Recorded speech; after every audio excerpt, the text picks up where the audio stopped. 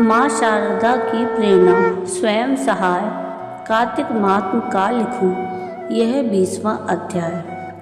Radhe Radhe. Brajdham channel में आप सबका स्वागत है। आप रसपान कर रहे हैं कार्तिक मास महात्म की कथाओं का। पिछले वीडियो में आपने कार्तिक महात्म के 19वें अध्याय की कथा का रसपान किया, जिसमें आपने सुना कि भगवान विष्णु ने जलंधर की पतिव्रता पत्नी वृंदा का पतिव्रत धर्म भ्रष्ट किया, जिस पर कुपित होकर वृंदा ने भगवान विष्णु को श्राप दिया कि उन्हें भी अपनी स्त्री के विरह में दुखी होकर इधर उधर विचरना पड़ेगा और उस समय वानर उनकी सहायता करेंगे। ऐसा कहती हुई पतिव्रता वृंदा अग्नि में प्रवेश कर गई और वृंदा के शरीर का तेज माता पार्वती के शरीर में चला गया। पतिव्रत के प्रभाव से वृंदा ने मुक्ति प्राप्त की। आइए अब हम सुनते हैं कार्तिक मास महात्म के 20वें अध्याय की कथा। अब राजा पृथु ने पूछा, हे देवर्षि नारद, इसके बाद युद्ध में क्या हुआ और वह दैत्य जलंधर किस प्रकार मारा गया? कृपया मुझे वह कथा सुनाइए। नारद जी बोले, जब गिरिजा वहाँ से अदृश्य हो गई और गंधर्वी माया भी विलीन हो गई, तब भगवान वृषभ ध्वज चैतन्य हो गए।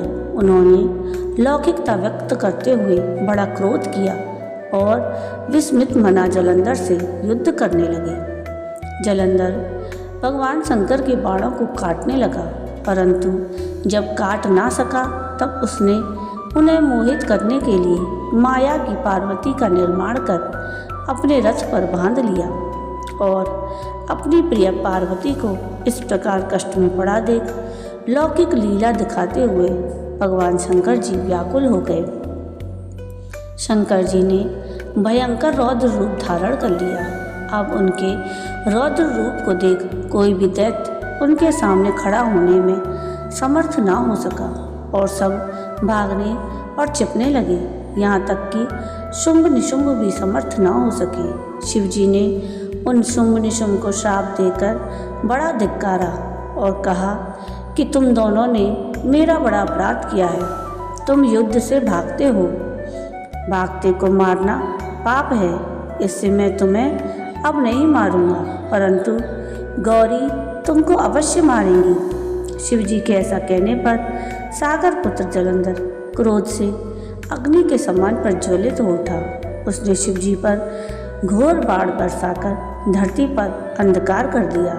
तब उस दैत्य की ऐसी चेष्टा देखकर शंकर जी बड़े क्रोधित हुए और उन्होंने अपने चरण अंगुश से बनाए हुए सुदर्शन चक्र को चलाकर उसका सिर काट लिया। एक प्रचंड शब्द के साथ उसका सिर पृथ्वी पर गिर पड़ा और अंजन पर्वत के समान उसके शरीर के 2 खंड हो गए। उसके रुधिर से संग्राम भूमि व्याप्त हो गई। शिवाज्ञा से उसका रक्त और मांस महारौरव में जाकर रक्त का कुंड हो गया और उसके शरीर का तेज निकलकर शंकर जी में वैसे ही प्रवेश कर गया जैसे वृंदा का तेज गौरी के शरीर में प्रविष्ट हुआ था। जलंधर को मरा देख देवता और सभी गंधर्व प्रसन्न हो गए। तो ये थी कथा कार्तिक मास महात्म के 20वें अध्याय की। आपको ये कथा कैसी लगी मुझे कमेंट करके ज़रूर बताइएगा और अगर आपको ये कथा पसंद आई हो तो प्लीज़ इसको लाइक शेयर ज़रूर कीजिएगा और प्लीज़ मेरे चैनल को सब्सक्राइब कीजिएगा।